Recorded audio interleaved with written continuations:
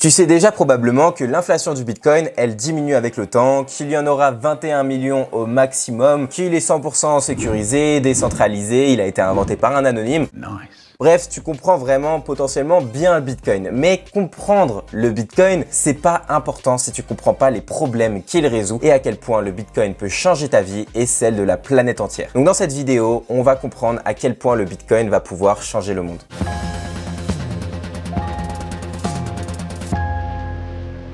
Le livre Sapiens, il nous a appris qu'à un moment dans son évolution, l'être humain, il a compris que pour gagner du temps, il fallait qu'il commence à échanger des biens et services. Donc c'est ce qu'il commence à faire avec du troc. Mais très vite, il s'apercevra que échanger un service qui vaut une demi-chèvre, c'est pas simple de l'échanger contre une demi-chèvre, en tout cas si tu veux la garder en vie durant le processus.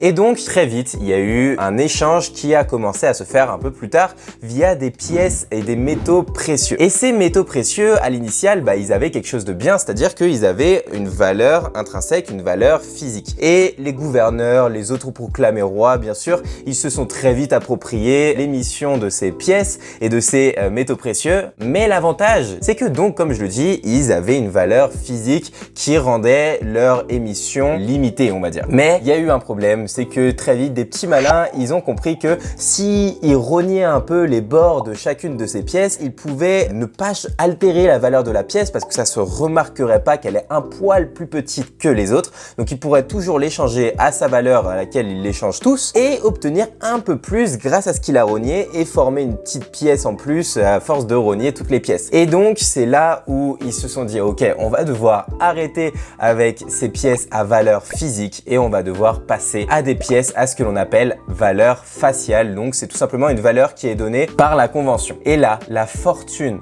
de ceux qui avaient l'émission de ces monnaies qui n'avaient une valeur que faciale, elle a décuplé. Pourquoi? Parce que lorsque ces rois, ils ont obtenu la mainmise sur une monnaie qu'ils pouvaient émettre à tour de bras, et ils pouvaient se créer une fortune colossale au détriment de tous les autres. Et tous les autres, donc au fur et à mesure que ces rois, ils se créaient de la valeur, ça diluait la valeur de l'ensemble des pièces qui étaient détenues par le peuple. Et attends, la plus grande escroquerie de l'histoire de l'humanité, elle n'était même pas encore née. Un peu plus tard, naîtront les banques. Et donc les banques, à l'initiale, c'était simplement des établissements pour stocker la thune de leurs clients. Mais très vite, le petit banquier, il a eu une petite idée. Une idée.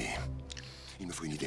Il a remarqué que ses clients, ils avaient l'air de systématiquement ne pas retirer leur thune au même moment. Et ils se sont dit, et si on prêtait de l'argent que l'on ne détient même pas? Au final, si tout le monde ne retire pas au même moment, personne s'apercevrait de rien. Et c'est là que le système de réserve fractionnaire était né. Les banques allaient pouvoir prêter de l'argent contre simplement des petits jeux d'écriture dans leur bilan comptable, de l'argent qu'ils ne détenaient même pas, contre des intérêts bien sûr. Et ça existe encore toujours d'ailleurs. Et ça renda les banquiers richissimes. Et les dettes, elles commencèrent à augmenter énormément. Donc les dettes qu'ils avaient prêtées, elles commençaient à augmenter même plus rapidement que les capitaux qu'ils détenaient dans leur coffre. Et très vite, certains, ils s'apercevèrent de la supercherie qui se tramait. Et c'est là où il y a eu les premiers bank runs qui ont commencé. Et les petits banquiers, ils sont malins, ils n'ont pas dit leur dernier mot. C'est là où ils créèrent la plus grande arnaque de l'histoire de l'humanité. Les banques centrales. Les banques centrales, elles fonctionnent comme prêteurs de dernier recours. Elles sont là pour que les personnes gardent confiance en le système monétaire et que ce système monétaire, il donne une illusion de fonctionner nickel. Et donc les banques centrales, elles détiennent un monopole de l'émission de l'offre de monnaie. Et quiconque détient le contrôle sur l'offre d'argent détient le contrôle sur la nation. Tu peux lancer des projets énormes comme une guerre sans un rond. Et ça en diluant la valeur du temps et des efforts de l'ensemble de ta population. Les banques centrales, elles détiennent le contrôle sur tout. Et voilà où on se trouve. L'inflation, elle nous force à courir dans notre roue d'hamster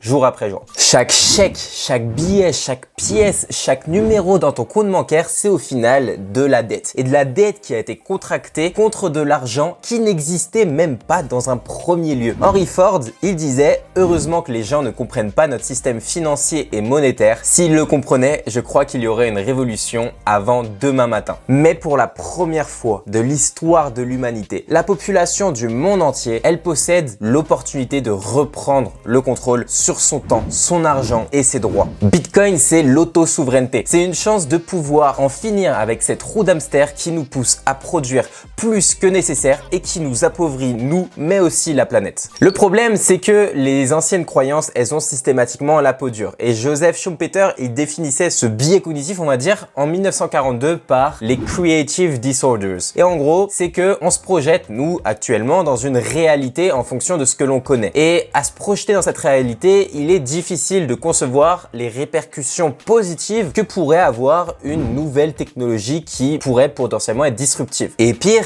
il y a une probabilité qu'on l'ignore totalement, voire qu'on la combatte, cette nouvelle idée. Pourquoi? Parce qu'on va avoir peur. Peur du changement, peur de l'évolution des jobs, du travail, peur que l'on s'y retrouve pas, que notre vision de l'avenir soit changée. Et donc beaucoup vont combattre la nouveauté, même si ça apporte quelque chose avec une valeur ajoutée pour eux, et sans le savoir, ils vont se tirer une balle dans le pied. Le système actuel, on le sait, il favorise les riches, et les richesses, elles attirent toujours plus d'argent, toujours plus de richesses. Et qui contrôle l'argent, contrôle le peuple. Et le peuple, littéralement, il vote à l'inverse de ses droits et de sa liberté, en faveur d'États qui vont être protectionnistes et centralisés. Un État qui va favoriser la centralisation du pouvoir et contrôler le marché, donc anti-libéral. Beaucoup sont convaincus que le système de marché libéral et donc l'économie de marché, c'est la source justement de ces inégalités. Mais c'est justement l'inverse. Le marché libéral, il fonctionne pour le peuple et c'est le peuple qui va décider si telle ou telle invention va lui apporter plus de valeur. On va consacrer notre argent à telle nouveauté et c'est celle-ci qui va perdurer. C'est lorsqu'il y a un système centralisé avec un nœud de pouvoir que l'on va avoir de la censure sur quelle pourrait être la valeur ajoutée réelle pour le peuple. Et donc voter pour un État centralisé, c'est voter pour un État qui va choisir la valeur qui lui apporte le plus pour lui au détriment du peuple mais aussi de la planète. L'histoire a montré que la centralisation de l'argent donne du pouvoir à certains et permet le contrôle sur les autres. Bitcoin supprime cette capacité. Avec le temps, la seule façon d'accumuler plus de Bitcoin, ce sera de créer de la valeur pour les autres. Et l'argent arrêtera d'attirer l'argent. Si tu détiens un Bitcoin, tu détiendras à tout jamais une part d'un gâteau de 21 millions de parts. Et mon pote, si tu veux exercer du contrôle sur certains, tu vas devoir diluer ta part de ce gâteau. Bien sûr, les premiers arrivants dans le Bitcoin, ils détiennent une plus grande part de ces richesses, comme il se veut dans une économie de marché au final, parce qu'ils ont devancé les autres. Mais le plus important, c'est qu'ils ne détiennent pas plus de pouvoir. Et on arrivera potentiellement enfin dans un monde où l'augmentation de notre productivité et de la valeur que l'on crée chaque jour se fera ressentir sur les prix avec des prix qui paraîtront plus bas. Effectivement, rétrospectivement, on a toujours vécu dans un monde où les prix étaient manipulés